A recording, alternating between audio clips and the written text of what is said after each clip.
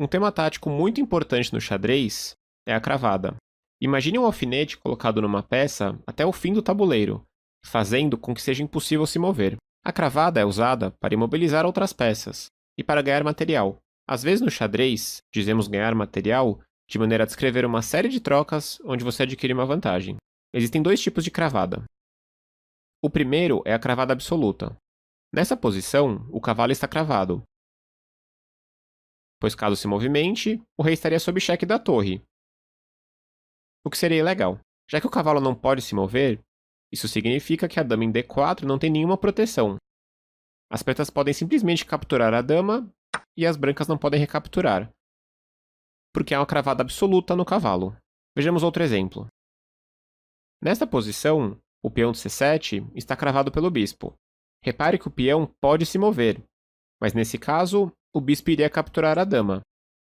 Esta é chamada uma cravada relativa, porque enquanto tecnicamente você pode mover o peão, você não deve fazê-lo. Neste último exemplo, após cavalo por C6, as pretas fazem um erro sério e recapturam o cavalo com a dama, alinhando a sua dama com o próprio rei. Infelizmente para as pretas, as brancas jogam bispo B5, atacando a dama.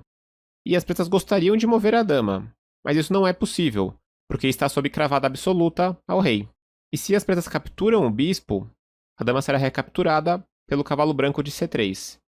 As brancas ganham material ao usar essa bonita ideia tática.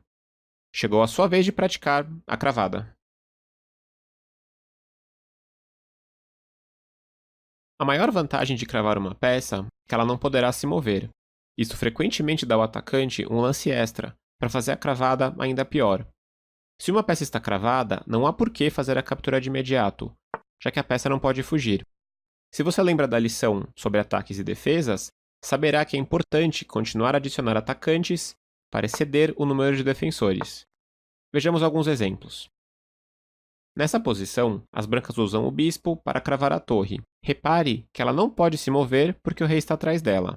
As pretas encostam o rei para defender a torre, mas a cravada continua. Agora, como você aumenta os ataques na torre? Isso mesmo, D5, avançando o peão para atacar a torre mais uma vez. As brancas agora têm 2 ataques na peça cravada, e quando fizer a captura, o rei não poderá recapturar. Se as brancas tivessem capturado a torre uma jogada antes, o rei teria recapturado o bispo. Mas agora as brancas conservam sua peça. Olhemos para outro exemplo.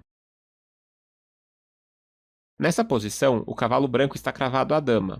Como as pretas podem atacar a peça cravada mais uma vez? Isso mesmo, cavalo D4, atacando o cavalo pela segunda vez. E garantindo o ganho do cavalo de F3. Já que após bispo E3, por exemplo, cavalo por F3, caso as brancas capturem o cavalo, irão perder a dama. Agora é a sua vez de aumentar os ataques contra uma peça cravada. Enquanto a cravada é um tema tático que imobiliza uma peça e a impede de se mover, o espeto é exatamente o oposto. Com o espeto, a peça sendo atacada é tão importante que deve sair do caminho, deixando uma peça vulnerável atrás dela. O pior de todos é um espeto de rei e dama. Nessa posição, o rei e dama das brancas estão alinhados na mesma diagonal. Isso deve fazer você entrar em estado de alerta. Agora, o bispo preto pode mover-se para F6 e colocar o rei branco em xeque. Obviamente, o rei deve fugir, mas quando isso acontece, a dama será capturada em B2. Esse é um espeto clássico. Vejamos outro exemplo. Aqui, a dama de E5 e a torre de B8 estão alinhadas para um espeto perfeito. Você consegue achar o lance correto? Isso mesmo, bispo G3. A dama sai do ataque, mas deixa a torre desprotegida e sob ataque em B8. As brancas, então, ganham uma torre inteira, por causa do espeto. Os espetos não acontecem só nas diagonais, mas também nas fileiras ou colunas. Nessa posição, o rei e cavalo estão alinhados. Você consegue achar o lance para ganhar o cavalo? Muito bem, torre G7 cheque. E depois do rei se mexer, o cavalo pode ser capturado. A chave para achar um espeto é reconhecer quando peças valiosas estão alinhadas. Agora é a sua vez de encontrar alguns espetos. É sempre bom capturar uma peça de graça ou ganhar material do seu adversário com uma boa troca. Constantemente você vai ter opções de trocas em um jogo de xadrez. Às vezes, algumas dessas trocas serão ruins. Evitar essas trocas é essencial para o seu progresso. Nessa posição, temos 4 capturas disponíveis de brancas. 3 delas não são boas. Cavalo por B5, torre por D6 e torre por E6. Em todos os casos, as brancas trocam uma peça mais valiosa por uma de menor valor. Você consegue encontrar a única troca correta das brancas aqui? Você reparou no forte bispo de G2 atacando a torre de A8? Isso mesmo, após bispo por A8, torre por A8, as brancas ganham a torre, que vale 5 pontos, pelo bispo que vale 3. Ou seja, a troca foi bem vantajosa. Vejamos outros exemplos. Nessa posição, com o lance das pretas, elas devem se preocupar em desenvolver a lado do rei, com cavalo F6 e roque pequeno. Ao invés disso, as pretas encontram um cheque tentador e jogam bispo por F2 cheque, trocando um bispo por um peão. Uma decisão quase sempre ruim. Após rei por F2, as brancas perdem o direito de rocar, mas esse problema é temporário, enquanto que o bispo de desvantagem será uma dor de cabeça mais séria a longo prazo. Após cavalo F6, tentando uma espécie de ataque com cavalo G4 cheque, as brancas jogam um natural e forte torre F1. E quando o cavalo G4 cheque, temos rei G1, o que chamamos de roque artificial. Vemos que as brancas têm 2 peões defendendo o seu rei. Além disso, a torre de F1 já está livre para jogar. As pretas têm um bispo a menos e devem se arrepender por entregar uma peça a troco de 2 cheques sem fundo. Aqui, as brancas devem se preocupar em desenvolver as peças na ala do rei. Como no exemplo anterior. Um erro comum que se faz é trocar uma peça desenvolvida por outra que ainda não se moveu. Nessa posição, as brancas podem jogar bispo captura B8. Mesmo que essas duas peças tenham o mesmo valor, esse lance seria um erro. Repare que agora, as brancas têm apenas 2 peões em jogo, enquanto que as outras peças ainda estão na primeira fileira. As pretas, por outro lado, estão melhor desenvolvidas, o que significa que a abertura não deu certo para as brancas. Nessa outra posição, vamos lembrar da regra.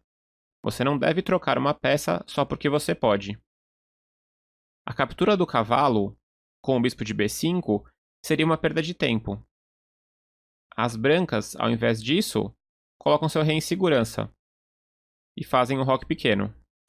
Caso as pretas joguem A6, atacando o bispo, o branco ainda não deve capturar o cavalo de C6, mas deve puxar o bispo para C4, de olho no peão de F7, ou para A4, mantendo a pressão no cavalo de C6. Seria um erro jogar bispo captura C6, porque o cavalo de E7 estava atrapalhando o desenvolvimento das peças pretas. Após cavalo por C6, as pretas têm muita liberdade para jogar agora. O bispo de F8 de repente está livre, pode ser desenvolvido para C5, e além disso as pretas têm um par de bispos. Ou seja, essa troca não foi boa, porque piorou a posição branca e melhorou a posição preta. Vejamos o último exemplo. Trocar uma peça desenvolvida, como já falamos, não costuma ser bom. Mas todas as regras têm suas exceções. Nessa posição, as pretas podem jogar bispo B4 cheque, desenvolvendo o bispo e dando cheque no rei das brancas em E1. Mexer o rei não seria uma boa opção. A gente não quer perder o roque na abertura. Cobrir o cheque com a dama também não seria uma boa opção, perdendo a dama. Então as brancas teriam que jogar cavalo D2 ou cavalo C3 cobrindo o cheque. E se as brancas não pudessem cobrir o cheque com o cavalo? Pensando nisso, as pretas jogam bispo captura B1, eliminando esse defensor. As brancas podem retomar com a torre ou com a dama, digamos dama por B1. Agora bispo B4 cheque, e o rei será obrigado a se mover.